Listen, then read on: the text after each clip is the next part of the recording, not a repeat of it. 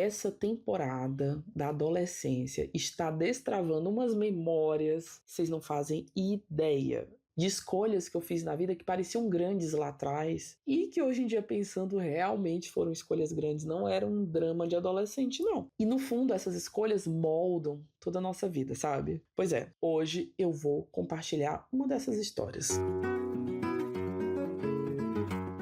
Seja bem-vindo a mais um episódio do Tenho Altas Habilidades, em que uma pessoa superdotada, eu, conto histórias de pessoas superdotadas. Essa história pode ter sido minha, pode ter sido sua, pode ter sido de alguma outra pessoa superdotada. E se você quiser contar a sua história, nos mande no tenhoaltashabilidades.com.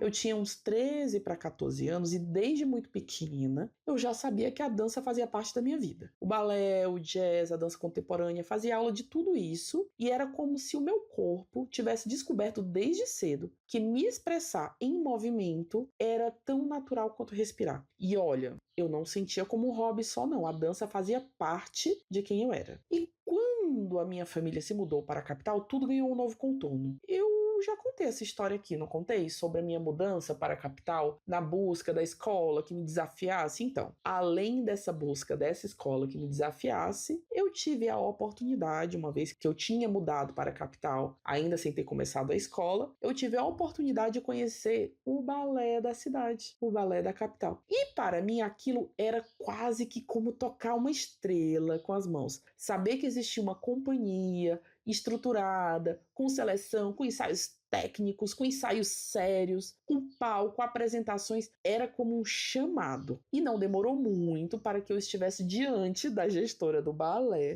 ouvindo da própria boca dela: seria maravilhoso ter você com a gente. Então ela me convidou para participar do balé da cidade. Imagina a minha alegria. Era como se o mundo tivesse me mostrado de repente duas portas abertas ao mesmo tempo. Porque enquanto eu vivia esse sonho da dança, eu também já estava matriculada em uma escola que tinha sido motivo da mudança da minha família para a capital. Uma escola puxada, de alto nível, que exigia muito, tudo o que eu queria. Aliás, foi quase uma epopeia para os meus pais conseguirem que eu estivesse ali. Mudança de emprego, esforços, viagens entre interior e capital, tudo para que eu pudesse ter acesso a uma educação mais desafiadora. Só que aí veio o impasse. Os ensaios do balé eram sempre à tarde. E adivinha? As aulas da 8ª série, naquela escola, também eram só à tarde. Não tinha alternativa. Era um ou o outro. E eu me lembro bem do dia em que minha mãe sentou comigo, depois dessa conversa com a gestora do balé da cidade, e falou: filha, eu sei que nós viemos aqui para você estudar naquela escola que você tanto queria, mas se for do seu desejo, se for da sua vontade, se juntar ao balé da cidade, vá em paz, se junte e nós vamos matricular você em outra escola, em que você possa estudar de manhã na outra escola e de tarde ter os ensaios do balé. O que você quer fazer? Seguir o plano da escola ou entrar de vez no mundo do balé semiprofissional? E foi um daqueles momentos em que a gente gostaria que o tempo parasse, sabe? Porque para mim a dança não era só um lazer, era também um jeito de me autorregular, de me conectar comigo mesma. Eu sempre tive essa relação intensa com a música. Não é só o ato de ouvir uma canção, é sentir que cada letra, cada melodia tem algo a dizer sobre mim, sobre minhas emoções,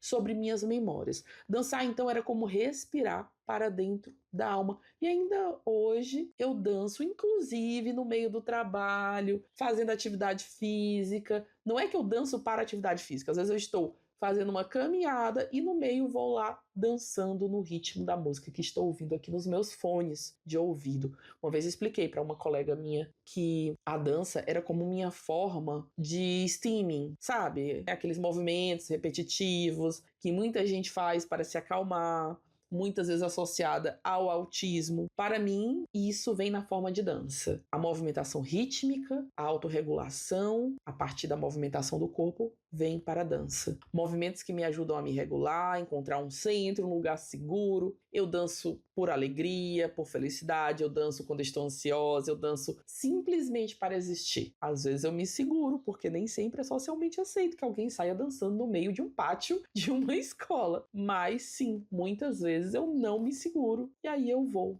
E aí eu me deixo levar com os olhares tortos, mas eu faço. Muitas vezes eu faço. Enfim, então imagina eu abandonar isso. Esse convite do balé parecia impossível. E ao mesmo tempo eu sabia de todo o sacrifício que já tinha sido feito pela minha família para que eu estudasse na escola tão desejada. A dança era a minha paixão e o estudo era o meu projeto de presente e futuro. E depois de muitos dias de reflexão, silenciosa, eu tomei a decisão.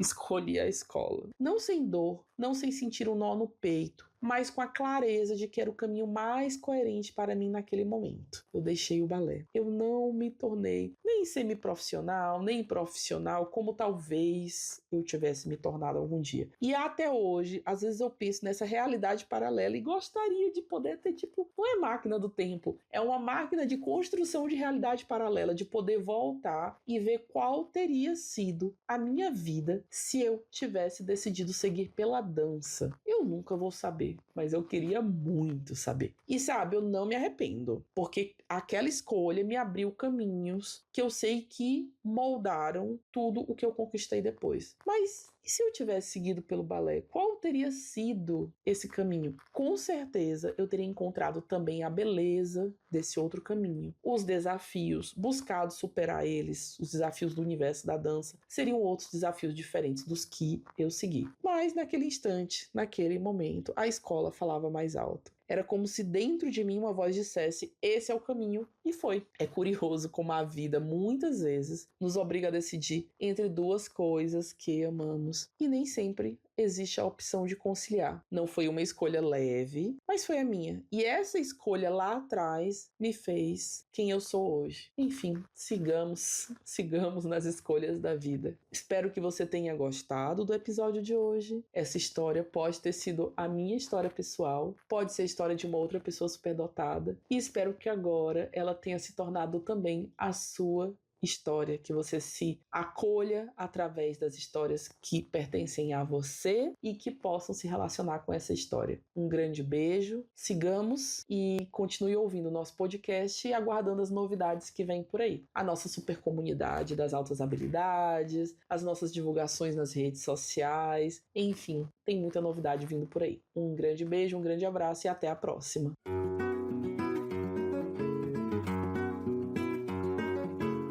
Se identificou? Então participe da nossa comunidade de superdotados, a SCA, Super Comunidade de Altas Habilidades. Lá, todo mundo ou é formalmente identificado como superdotado ou está usando a comunidade para conseguir se identificar, porque lá nós estamos disponibilizando questionários de autoavaliação que vão ajudá-lo a perceber a superdotação em você mesmo ou em quem você tem uma proximidade e gostaria que fosse identificado. Venha para a nossa comunidade. Mais informações no site www.tenhoaltasabilidades.com.br. Até a próxima!